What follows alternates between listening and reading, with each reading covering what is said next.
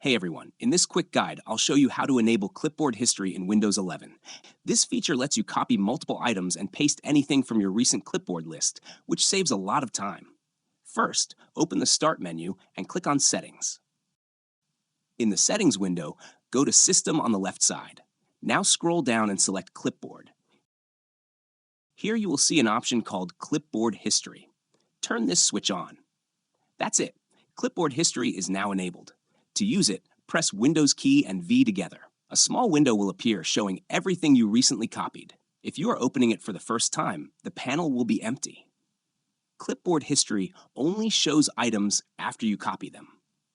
I have already copied a few dummy items to demonstrate how it works.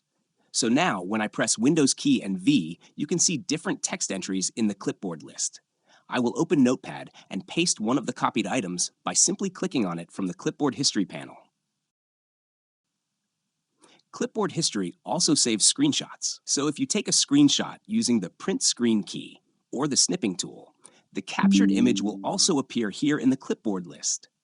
When you click the three dots next to any item, you'll see more options. You can choose Pin to keep that item permanently. Pinned items stay in your clipboard even after restarting your computer, or choose Delete to remove it from the list.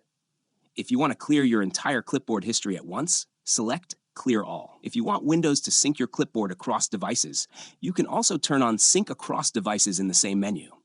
This part is optional, but helpful if you use more than one computer. Once again, to open your clipboard history at any time, press Windows key and V. This feature makes copy and paste much easier and helps avoid losing something you copied earlier.